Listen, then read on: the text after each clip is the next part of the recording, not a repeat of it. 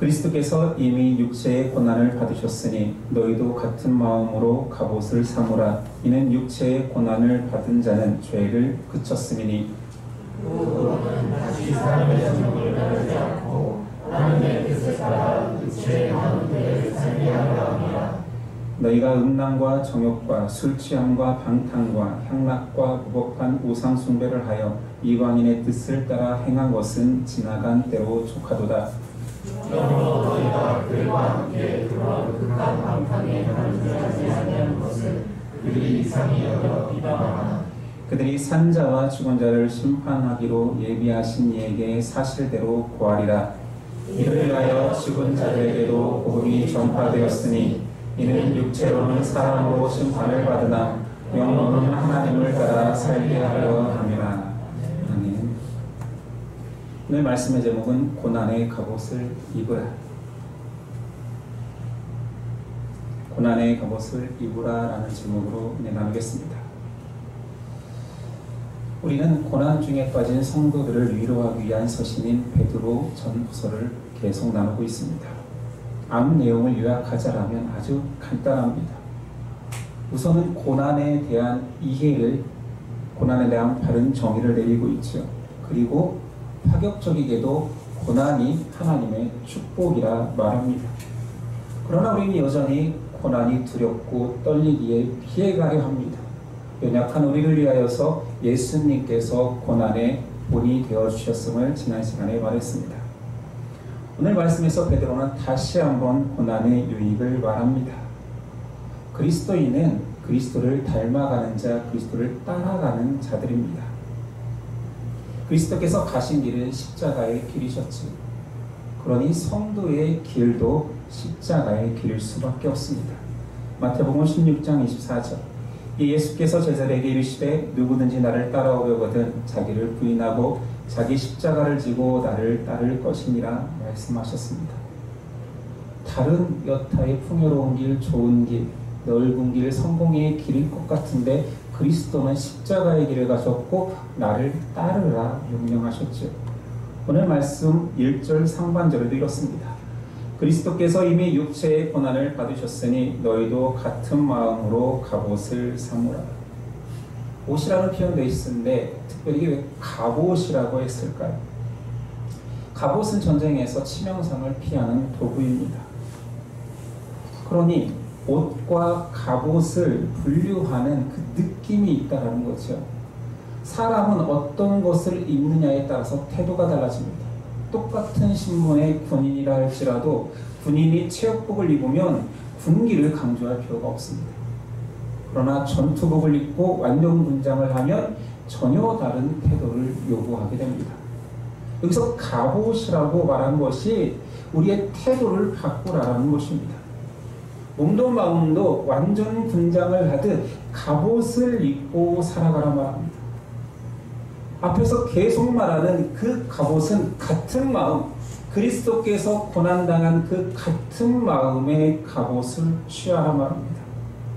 전혀 다른 집중력을 가지고 날카로운 믿음의 삶을 대비하라는 뜻이겠죠. 그러면서 성도 고난의 유익을 실제적으로 말하기를 1절 하반절에 이는 육체의 고난을 받는 자는 죄를 그쳤음이니. 여러분과 저는 죄를 지을 수밖에 없습니다. 그런데 독특하게도 신자에게 고난이 닥치면 죄를 그친다 합니다. 그렇지 않나요? 우리를 돌아보게 하는 요소가 나를 힘들게 하는 그 고난 아니었습니까? 고난 없는 성도는 나태해지기 쉽습니다.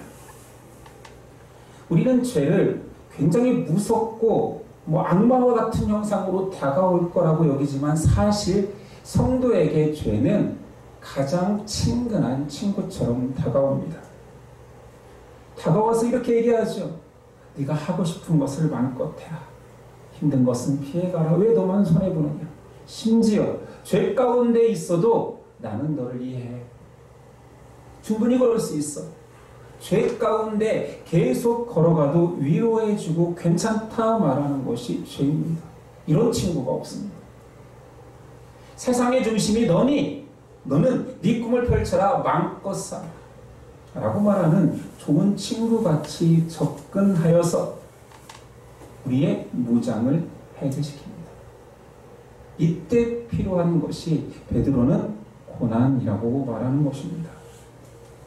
만약에 성도가 고난이 닥쳤음에도 회개하지 않고 돌이키지 않고 겸손해지지 않는다면 그것은 성도는 아니겠지요.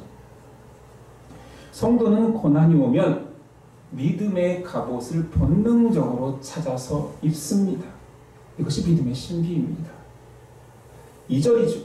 그 후로는 다시 사람의 정욕을 따르지 않고 하나님의 뜻을 따라 육체의 남은 때를 살게 하려 합니다. 평소에 기도하지 않는 성도라 하더라도 위기와 고난이 닥치면 하나님부터 찾습니다. 이것은 비난이 아닙니다. 당연한 것입니다. 전쟁이 나면 아마 우리 모두 다 나를 지킬 수 있는 보호구부터 찾아서 입으려고 하겠지요. 이것은 본능입니다. 그러므로 고난이라는 것은 성도에게 직접적인 유익이 뭐냐? 죄를 멀리하게 하고 죄 가운데 있을 때 빠져나올 수 있는 통로가 되어준다는 거죠.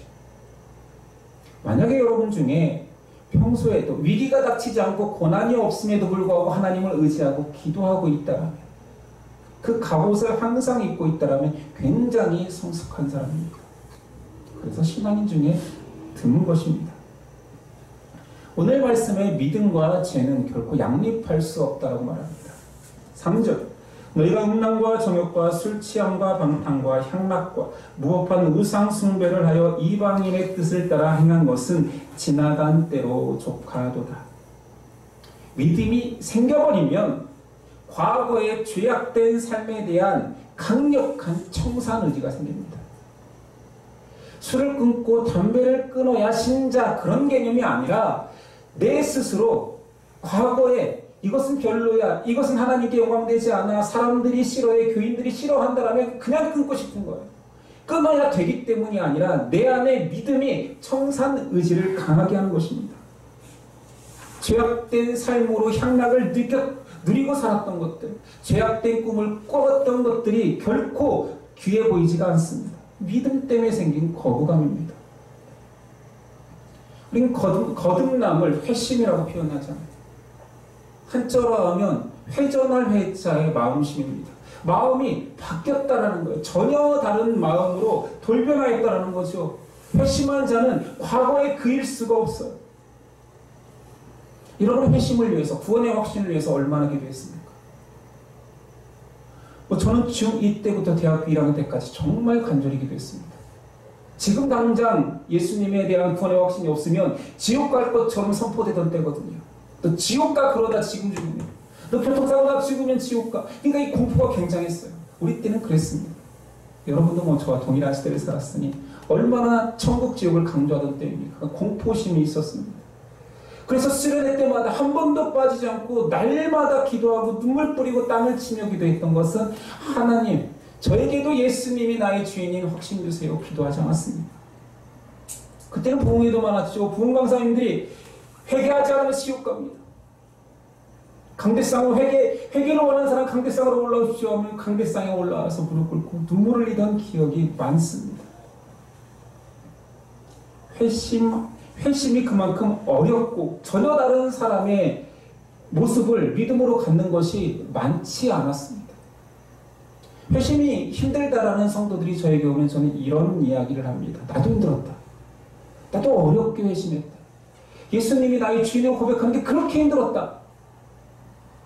그런데 일찍 하는 애들은 쉽게 교회를 떠나더라. 내 친구들 다 같이 신앙생활하고 나보다 더 잘 믿는 것 같았는데, 나는 그 오랜 시간 예수님 만나게 해주세요 기도했는데 결국 저는 이 자리에 있고, 친구들은, 정말 많은 친구들이 세상에 있습니다. 정말 어렵게 회심한 자의 대명사가 된 사람이 종교개혁을 이룬 루터입니다.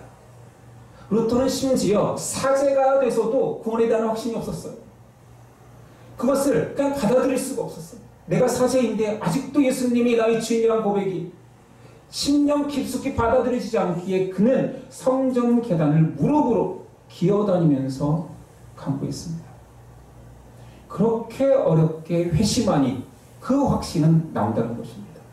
그래서 종교개혁이라는 그 시대를 뒤집어버리고 목숨을 걸 수밖에 없는 그 사건의 한가운데 있는 자가 결코 믿음에 대해서 변절하지 않았습니다. 믿음은 축복받는 행복의 도구 정도가 아닙니다. 그냥 그 사람을 바꿔버리지. 다른 존재로 바꾸는 힘이 있습니다. 그래서 믿음을 가진 자는 회심, 마음이 벌써 돌이켰는데 믿음이 있는 상태에서 다시 과거의 마음, 죄 가운데 누렸던 향락의 마음을 가질 수 없다. 갖게 되더라도 그거에 대한 거부감이 있어.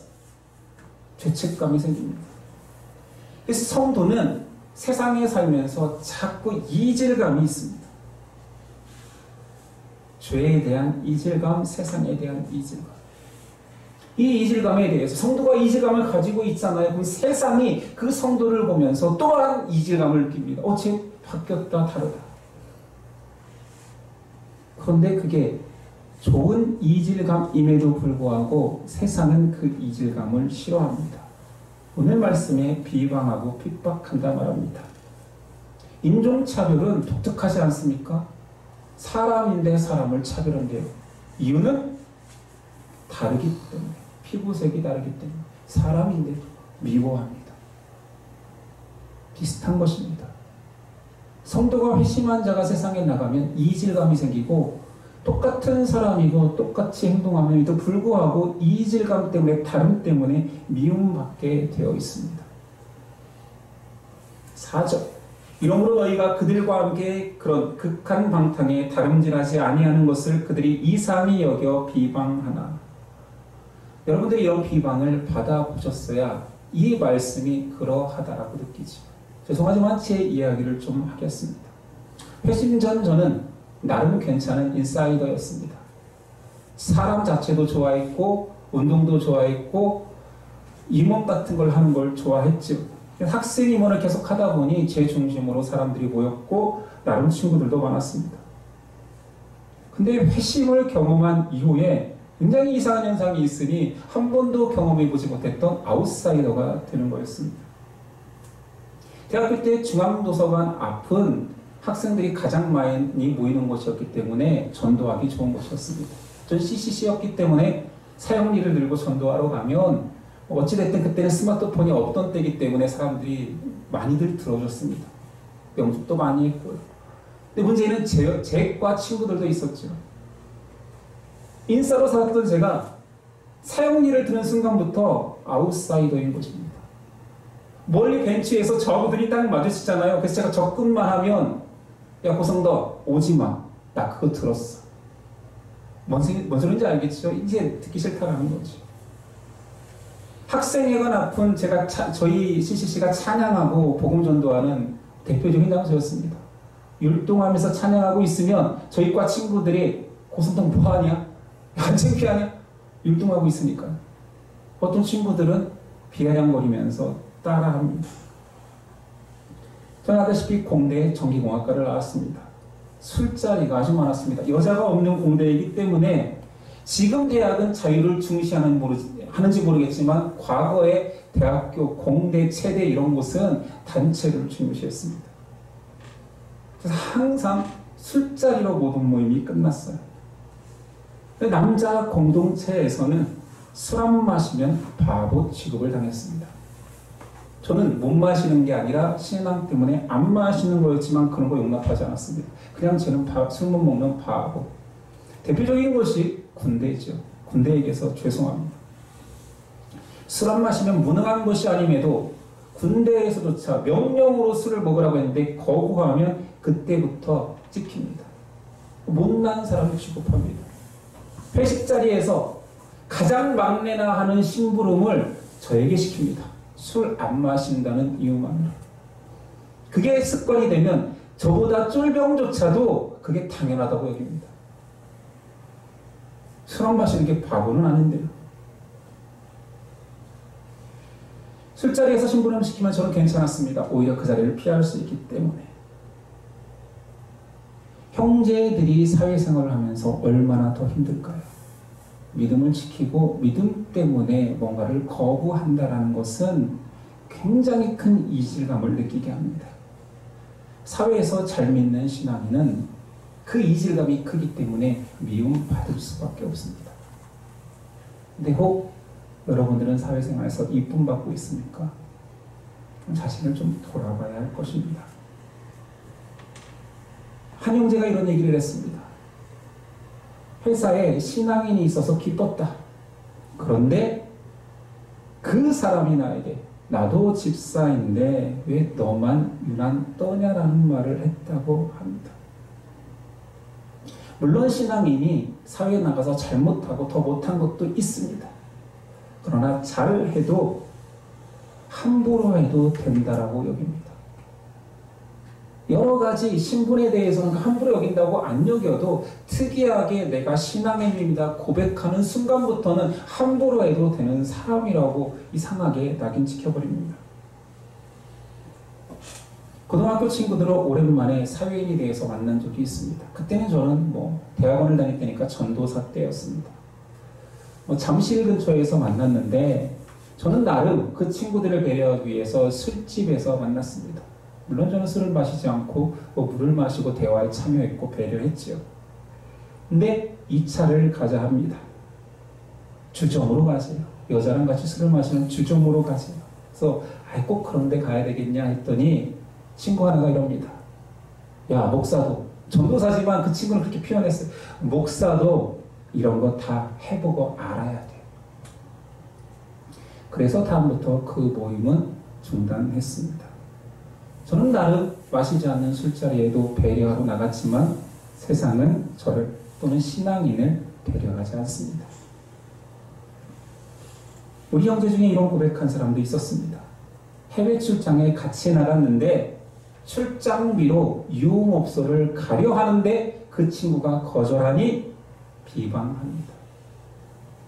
함께 부정을 저질러야 회사에 가서도 안전할 텐데 거절하니 비방하는 것입니다. 이 모든 현상은 당연한 것입니다. 베드로는 로마의 그 조직적인 핍박에도 이상히 여기지 마라. 당연한 거예요. 놀라운 것이 아니라고 얘기합니다. 신앙인이 무시당한다고, 놀림받는다고, 비아냥당한다고 상처받지 마라. 이거 당연한 거다. 베드로는 호들갑 떨 필요도 없어. 굉장한 네가 헌신을 한다고도 할 필요도 없어. 잠잠히 믿음의 길을 걸으라 말합니다. 그렇게 할 수 있는 힘을 오늘 말하고 있지요. 믿음 때문에. 그리고 그 믿음이 주는 마지막 때를 기다리는 마음 때문에 간단하다 말합니다. 5절. 그들이 산 자와 죽은 자를 심판하기로 예비하신 이에게 사실대로 고하리라. 믿음의 사람이 굉장히 성정이 남달라서 모든 길을 걸어내는 것이 아니라 믿음 때문에, 그리고 마지막 때가 있음을 하나님은 심판주이심을 알기 때문에 걸어내는 것입니다. 신앙인들이 고난을 하면 자꾸 착각하고 일반화시키는 게 뭐냐면 육체적이고 정신적인 그런 고통만을 고난이라고 생각합니다. 근데 그런 고난 당하는 사람이 이 세상에 몇 명이나 있습니까? 특별한 상황에 들어가지 않으면 예수 믿는다고 누가 채찍질합니까? 그렇지 않죠. 오히려 지금의 이 시대의 신앙인의 고난은 믿음의 정조를 지키기에 느껴지는 좌절, 지침, 믿음의 길을 걸어가고 싶지만 여러 가지 상황 때문에 멀어지면서 생기는 흔들림, 이런 고난이 더 많을 것입니다. 핍박당하는 그 고난, 그거는 이 시대에 거의 없다고 봐도 과언이 아니에요.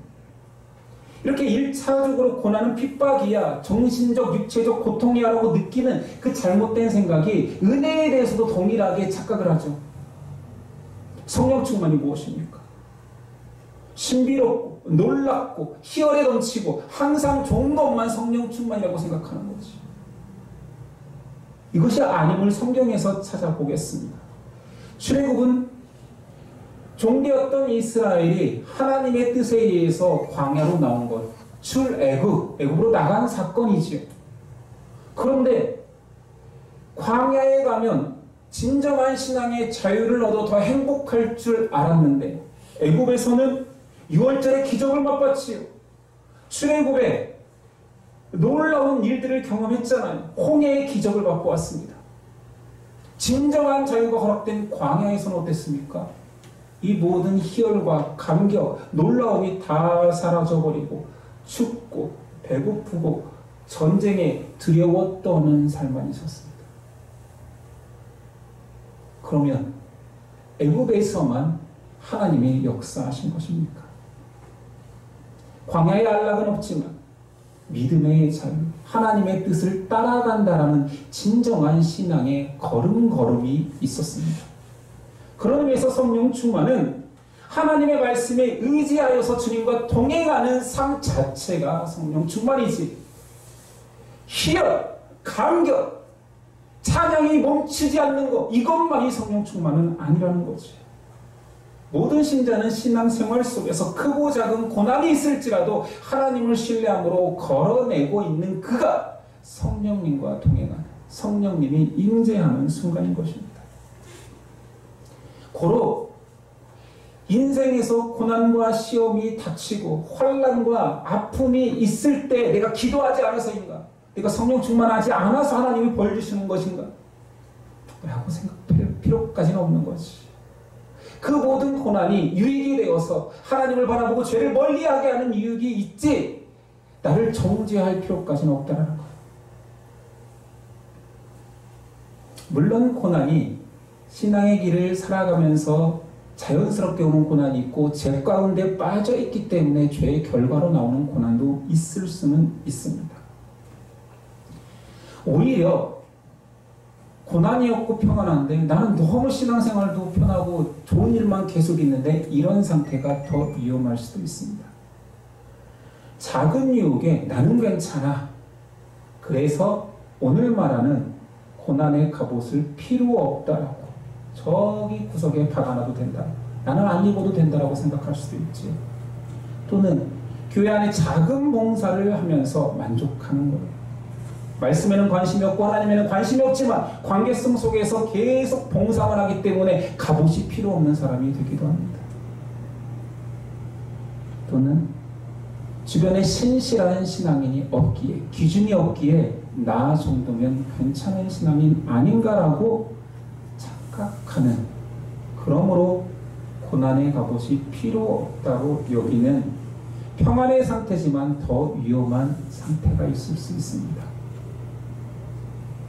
베드로는 오늘 말씀에 그 모든 상황에 대해 또는 고난에 대해 바른 인식을 하라 말합니다. 그 첫 번째 공부는 계속 앞에서도 말해왔듯이 고난의 같은 마음을 가지고 그 갑옷을 입으라입니다. 예수님께서 십자가의 길을 가셨기에 같은 마음으로 십자가의 고난의 갑옷을 입으라 말하고 있죠. 고난의 갑옷을 입은 자라면 그 갑옷이 전쟁을 위하여 입는 옷인 것처럼 영적 전쟁에 참여하라는 말입니다. 예수님은 좁은 길, 좁은 문으로 행하셨습니다. 그의 인생은 낮은 자를 섬기고 사랑하기 위해서 희생하는 그 길을 걸으며 따라오라 말합니다. 이것이 신자에게 영적 전쟁인 거죠. 사랑받는 것이 좋은 성정일진데 사랑을 하라 합니다. 섬김받는 게 좋은 게 너무 당연한 우리의 몸과 정신인데 자꾸 네가 희생하고 섬기라 말합니다. 이것을 가능케 하는 것은 고난을 자처할 수 있는 갑옷을 입은 자세만 가능한 것이지. 믿음을 귀하다 여기는 것은 신앙인에게 너무 당연한 것입니다. 그런데 그 믿음이 쓸 곳이 없기에, 마지막 날 천국 갈 때만 쓰는 믿음이기에 그냥 장롱에 넣어놔도 아무 문제가 없습니다. 지금 당장 믿음을 붙들어야지만이 살 수 있는 하루하루라면 그 믿음을 결코 어디 구석에 박아놓지 않을 텐데, 그 믿음이 사용처가 없기 때문에 마지막 죽기 직전에 천국 가기 위해서만 쓰고 있지는 않습니까? 믿음의 가치를 다시 점검하십시오. 하나님이 약속하신 그 승리의 싸움에 전리품을 취하는 영광을 누리기 위해서는 지금 믿음을 꺼내서 발휘하며 고난이라도 자처한 그 갑옷을 입고 있어야 됩니다. 6절, 이를 위하여 죽은 자들에게도 복음이 전파되었으니 이는 육체로는 사람으로 심판을 받으나 영으로는 하나님을 따라 살게 하려 합니다. 결국 마지막 날 심판이 있기에 고난의 갑옷을 입고 있는 것입니다. 아무리 뛰어난 장수라도 계속 갑옷을 입고 있는 것은 힘들 것입니다. 지쳐 죽겠죠. 그러나 갑옷이 없는 자처럼 살아가는 자, 혹은 진짜 갑옷이 없는 자는 장수가 아닙니다. 전쟁에 결코 참전할 수 없습니다.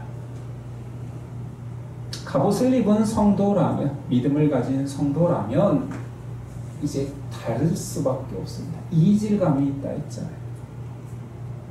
믿는 사람들은 세상에서 이질감이 있어야 됩니다. 이 이질감은 못나고 나쁘고 교회 다니는 것들은 이기적이야, 지네만 생각해, 입만 살아있어, 이런 이질감하고는 전혀 다른 것이에요.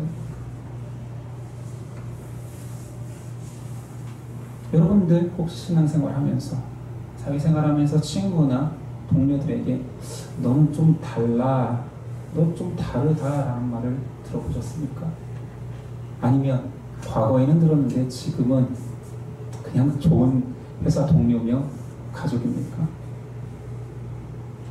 아마 이질감을 느끼고 있다라면 그 고난의 갑옷을 입고 있는 자며, 아마 계속 칭찬만 받고 있다라면 그 갑옷을 아마 벗고 구석에 잘 놓아두었을 것입니다.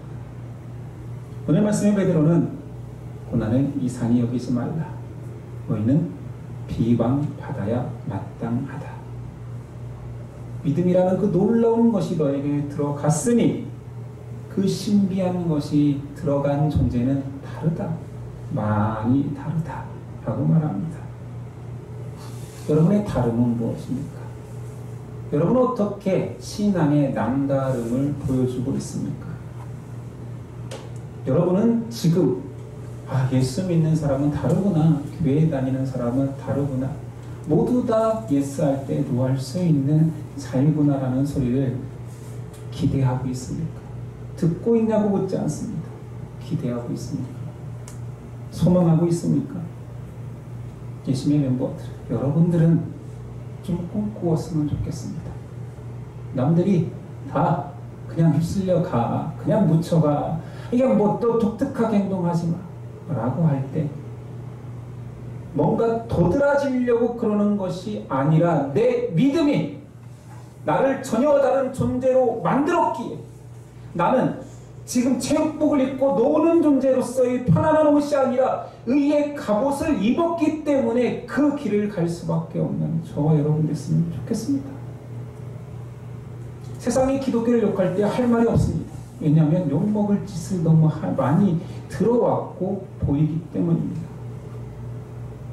예수 믿는 사람은 다르다라는 말, 제가 어렸을 때만 해도 정말로 많이 들었습니다. 어떤 지역사회에서 목사는 존중받아 마땅한 사람이었습니다. 그런데 지금 목사는 별 이상한 표현들이 많아요. 먹사, 더 심한 말도 있지. 바르게 살아야 고난이 당연하다라는 고백을 해볼 수 있습니다. 평생 이 고백 못하고 내 예수 믿으니까 행복했어, 예수 믿으니까 축복받았어, 복받았어만 말하는 옅은 신앙인, 어린 신앙인의 삶을 꿈꾸지 말고 예수님 때문에, 예수님이 걸어가신 길이 고난의 길이었고 십자가의 길이었고 찾는 이가 좁고 좁은 좁은 길이었는데 내가 그것을 걸어갔다라는 증거가 세상의 주변 사람들이 너는 다르구나, 예수 믿는 사람 중에도 너는 남다르다라는 표현을 들을 수 있는 저와 여러분 됐으면 좋겠습니다. 고난은 당연한 것입니다. 그 당연한 고난이 당연하기 위해서 믿음을 붙들어야 되며, 믿음을 붙든 자는 고난에게 위축되기보다는 오히려 지금의 고난이 내가 예수님을 잘 믿는다는 확증으로 오는구나라고 고백하게 됩니다. 물론 어렵습니다. 저도 고난을 자처하는 그런 마음은 피하고 싶습니다. 이곳이 가시밭길이라면 저는 꽃밭을 택할 것 같습니다. 그러나 믿음은 우리에게 다르게 살라.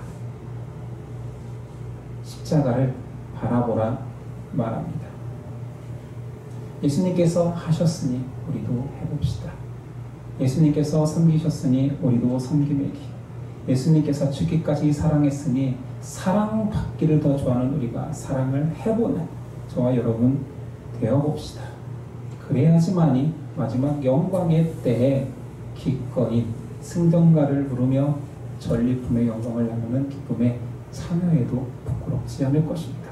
기도하겠습니다. 주님 감사합니다. 연약한 우리에게 또 강한 훈육을 주시는 좋고 편하고 안락하고 인정받는 삶을 그냥 반듯하게 살아내면 안 됩니까? 묻는 자들에게 믿음으로 사는데 그럴 수 있니라고 하나님이 또 물으십니다. 예수님 믿으면서도 축복받고 전도하며 자랑하며 살 수 있지 않습니까? 라고 묻는 우리에게 그래, 그런 길도 있지. 그러나 너는 십자가를 지고 나를 따르라 말씀하십니다. 다 알고 있지만 순종하기 어려운 우리였습니다. 그러나 오늘 다시 말씀하시고 믿음 주시옵소서. 한 발짝 한 발짝 십자가를 향해 걸어내며 갖기보다는 나누고 사랑받기보다는 섬겨보는 저희 될 수 있도록 도와주옵소서.